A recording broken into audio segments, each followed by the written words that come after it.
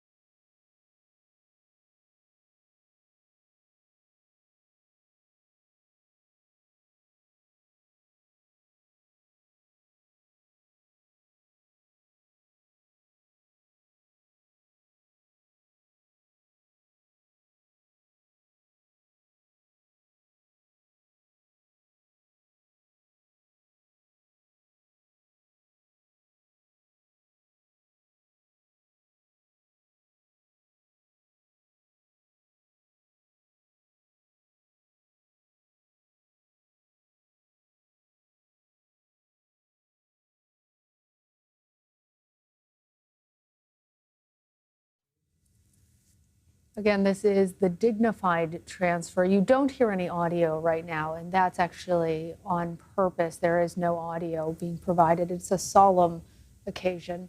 The soldiers' remains are now in transfer. We see the president there with his hand over his heart, First Lady Jill Biden, Secretary Austin also there as well. 3 service members killed in that drone strike, and of course, more than 40 others who were injured. And here, as we see the tape pick back up again, we're going to watch as you do along with the rest of our audience here. This is a solemn event that we have seen many times before unfolding at Dover Air Force Base. And what we know about this is that the Air Force has specific teams that help the families of the fallen from the time of their arrival into the area there to the time that they leave. And so what these images don't show is the accompanying airmen who volunteer, as we understand it, for that very sacred duty of accompanying the family members during this difficult time. There you see the Commander-in-Chief, of course, President Biden there, Dr. Jill Biden, the First Lady alongside him. So we're watching this tape perhaps a bit out of order as it gets fed to us. We're unclear as to, oh, I see they're now embarking, perhaps leaving the area now. So this is the extent of the video. We're seeing it just as you are, as it's coming out of the Delaware area. But this, again, is part of that event, solemn event, dignified transfer of the remains of the 3 soldiers who were killed last weekend in a drone attack in Jordan. Sergeants William Rivers, Kennedy Sanders, and Breonna Moffett were killed. And there is no audio, as Lana said just a moment ago. This is how the feed comes into us. But this is one of the rituals here for the families as the remains are brought back to the United States. Joining us now is CBS News national security correspondent David Martin at the Pentagon. And David, we were just telling our audience about the role that the airmen in particular play, which you don't necessarily see on camera here, accompanying the families during this very difficult time. Could you talk to us a bit about that? Well, each family is assigned what's called a casualty assistance officer, and it's usually someone who knew the fallen soldier, and they try to help the family through all of the nightmarish logistical difficulties that you face when something like this happens. Among other things, these families lived in Georgia. They have to get from Georgia on a plane up here in time to meet the president, and they've got all this surreal stuff going on for them. They've had the knock on the door, they've had the phone call from the president, and they're, as you might expect, have a hard time functioning. And that is, among other things, what these casualty assistance officers do for them. If you've ever talked to anybody who's had the misfortune to witness their loved one come back to Dover, some of them will tell you that it really hits home when that flag-draped coffin comes off the plane. Up until then, it's been a surreal existence, things happening too fast to take all in.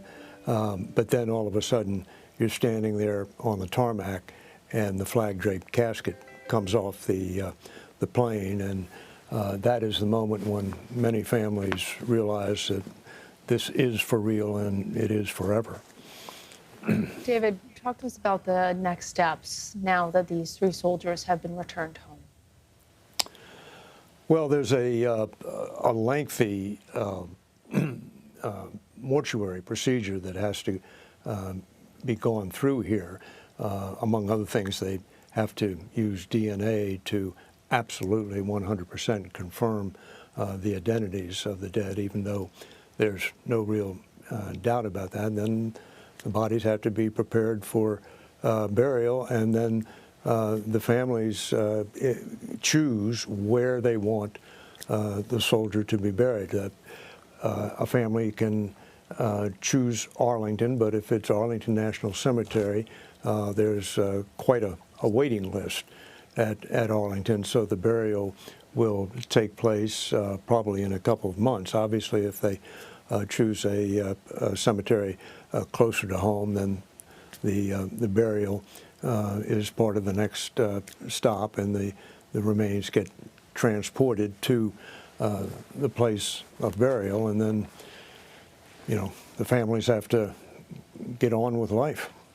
David, if you'll stay with us just a moment, I believe we have our Nancy Cordes. Actually, let's go ahead and watch these images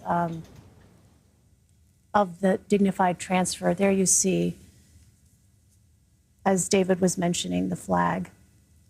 The moment, as David recounted, for many families becomes very real at that time, seeing the American flag on those transfer cases.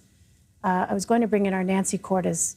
Nancy, if you're with us, our Chief White House correspondent, can you talk to us a bit about what we have heard from the president in the wake of the deaths of these soldiers?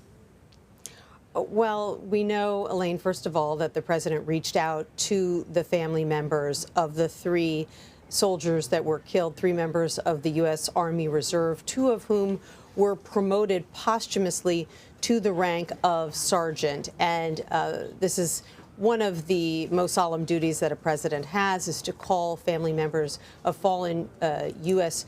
soldiers or airmen, and we actually got a glimpse into one of those conversations because the family of one of the service members actually shared the video of them taking that phone call with the Atlantic Journal-Constitution. And, you know, this is something that the president speaks to often with these family members in a very personal way, having lost several of his own immediate family members, including his first wife, his daughter in an accident, and then, of course, his son, Beau, who had served in the military himself. And so you could clearly hear the anguish in the voices, not just of the parents of one of those service members, but also the president himself, as he said, "I know what you're going through." They're on the tarmac right now.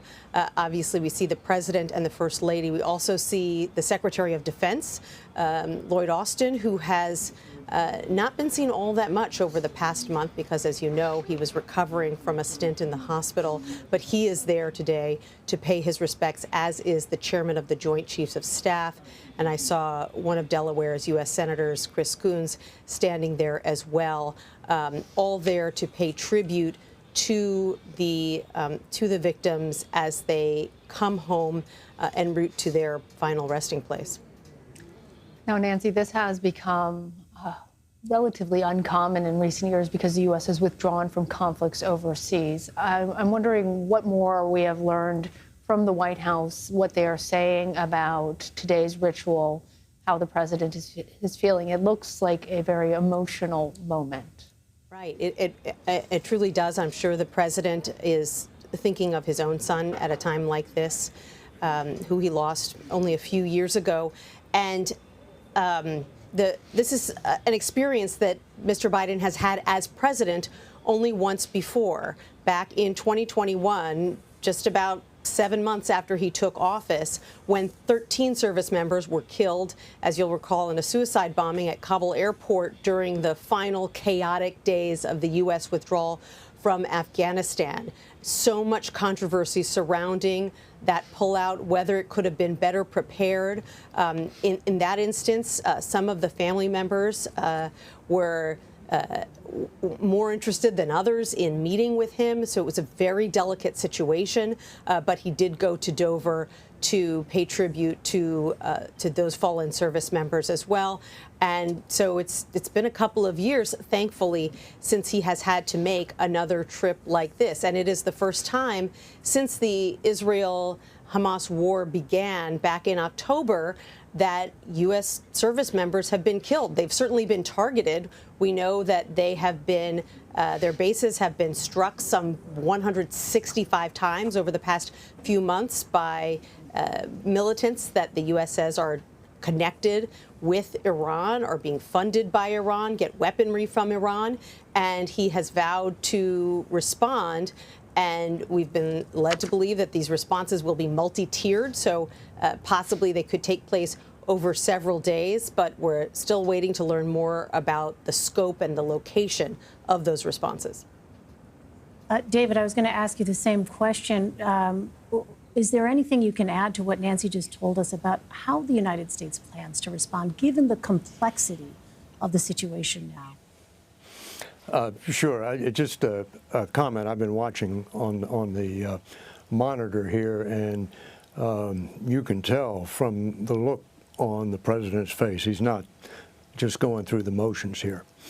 I did not see them in the video that's run so far, but also present at this ceremony is the Army Chief of Staff and the Secretary of the Army, the top general in the Army and the top civilian in the Army. And ever since the war in Afghanistan began back in 2001, the Army has had a policy that whenever a fallen soldier comes home, a general officer has to be there to meet the plane.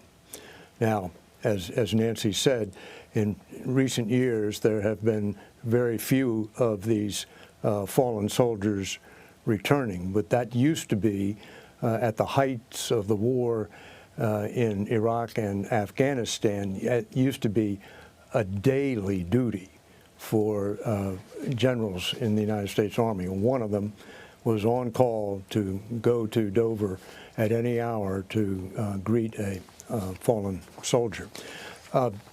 As to what the U.S. is going to do in retaliation, the administration has been telegraphing a retaliatory strike all week, starting on Monday when President Biden had said publicly he has made up his mind about what he is going to do in response to the attack which killed the 3 and all the previous 160 attacks, which hadn't really, had not actually killed any other American service member, but were just a constant of life, near daily attacks. And that retaliation has been in the preparation all week, and we are just getting closer and closer to the moment when that happens. So if you are just joining us now, we have been watching the dignified transfer of 3 U.S. service members who were killed in an unmanned drone attack on Tower 22 in Jordan over the weekend. We want to pay tribute to Sergeant William Rivers, 46 years old, Sergeant Kennedy Sanders, 24, and Sergeant Brianna Moffitt, 23. All 3 were from Georgia. Their remains were transferred back to their families today. And we saw those transfer boxes with the U.S. flag draped over them.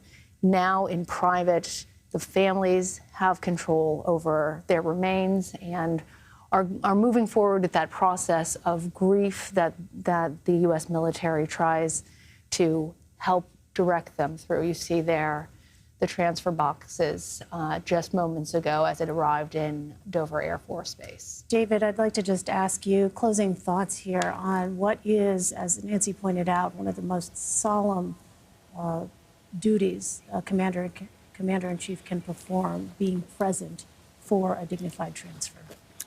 Well, it doesn't get any less solemn with repetition. We've all seen these before.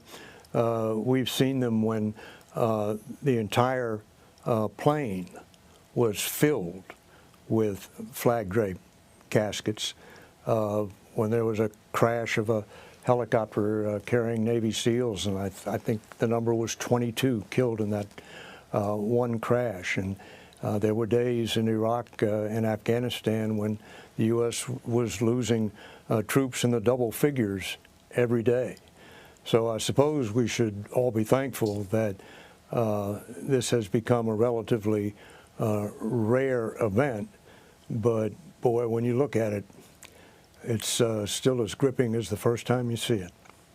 And Nancy, as we see, this is now another feed. We just want to explain for our viewers, we're getting this videotape in from pool cameras that are positioned there at Dover Air Force Base in Delaware. This is another vantage point, we are told, which is why this appears new. Nancy, tell us again about what we might expect to see here from President Biden. We saw that anguish on his face here as he stood watching this dignified transfer play out. What is likely to be coming here from the Biden administration as a response in the days ahead? Well, he has vowed to respond. The challenge, Elaine and Lana, is figuring out how to respond without coming into direct conflict with Iran and risking an escalation that the U.S. doesn't want and most likely Iran doesn't want either. They want to send a strong message to these rebel groups that are being funded by Iran, but certainly if they were to strike on Iranian territory, for example, which is something they haven't done so far, that would most likely be seen as a provocation to Iran. In fact, just today, Iran's president spoke and said that we will not start a war, but if a cruel force wants to bully us, the Islamic Republic of Iran will give a strong response. So this is something that the U.S. is weighing very carefully as they try to decide where exactly to strike back. Do they strike back within Iranian territory? Do they strike back on Iranian assets outside of the country, as they have been doing so far in Syria and Iraq? And will it have any effect? We saw them a few weeks ago fire a barrage of missiles at targets in Yemen to try to discourage the Houthi rebels, who are also backed by Iran, from staging attacks on U.S. and commercial shipping vessels. And it didn't have much of a deterrent effect. The Houthis are still attacking. In fact, they got within a mile of a U.S. destroyer this week in the Red Sea. And so, these are the complicated factors that U.S. officials here at the White House and at the Pentagon are weighing as they try to decide how exactly to send Iran a message after 3 U.S. service members were killed. And such a solemn event and the emotion of it clear on President Biden's face, does that affect at all the calculation and how the U.S. responds to the deaths of these service members, David? Well, I'm not sure the U.S. would be responding if that drone had gone off and nobody had been killed or injured. Obviously, this strike, when it comes, is going to be designed to say you cannot get away with killing Americans. Now, President Biden has been at the senior levels of government for a very long time, and I'm sure he's able to draw the line between his emotions and what would be a smart military operation. And if you were just to let your emotions reign, you would probably want to go to the source, which is Iran. But every indication we have is that they are not going to go to the source inside Iran, but they're going to go after targets in Iraq and Syria, both the militias which actually carry out the attacks, but are really frontmen for Iran. And so to get past the frontmen, they're also going to go after Iranian locations and personnel inside Iraq and Syria. Now, this strike has been so widely telegraphed that no one in Iraq can be under much doubt about what is coming. And so if you're a member of militia or if you're a member of the Iranian Revolutionary Guard, you have probably gone to ground in Iraq and Syria, if not having fled the country entirely. So it may be hard to find individuals, but there are plenty of facilities, training areas, warehouses where the weapons that they fire are stored. They can be taken out, and if you take enough of them out, by the time the actual operatives, the people who carry out the attacks and who coordinate the attacks, come out of hiding, they won't have as much to work with. But I don't think anybody thinks that a strike or even a series of strikes that lasts a number of days is going to end the threat of attacks against U.S. troop locations in Iraq and Syria. We're going to pause now, just in a moment of respect for the 3 fallen soldiers.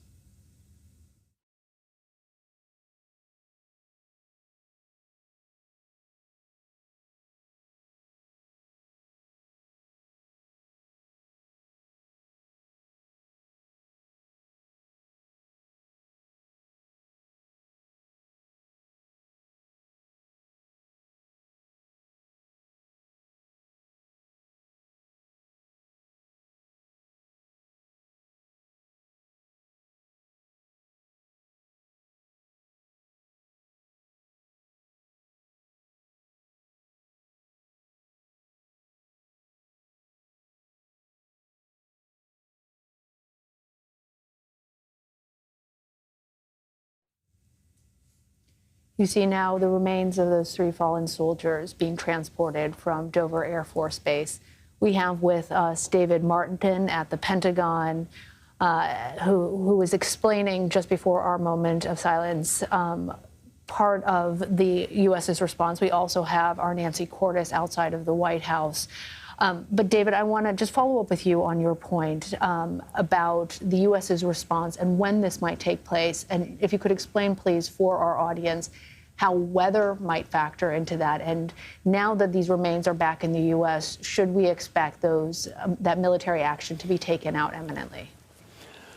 Well, I don't know that there was any direct relationship between this ceremony and the timing of the attack, but I think it could well serve as the prelude to an attack which has been in the works since the moment this drone went off last Sunday. But as a practical military matter, you need good weather so the pilots can have eyes on their targets, and you need good intelligence, particularly if you're going to go after individuals, because you want to know their whereabouts. I was mentioning earlier that most of the people they want to go after have gone to ground. That doesn't necessarily mean they don't know, or the U.S. intelligence doesn't know where they are. They're just in a place where they can't be attacked, and usually that means just going home and surrounding yourself with your wife and children.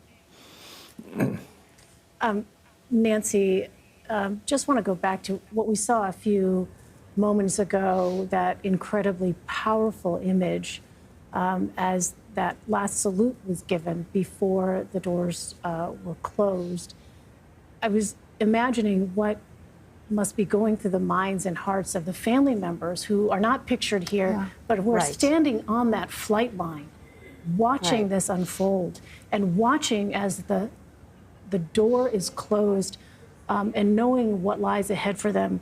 And I was thinking about the incredible pressure there must be. I wonder if you could speak to that for President Biden to respond in such a fashion that there is no doubt about the seriousness of the United States' willingness to react and respond quickly to these deaths. I wonder if you could talk about that sort of pressure that may be on President Biden, given the power of what we just saw.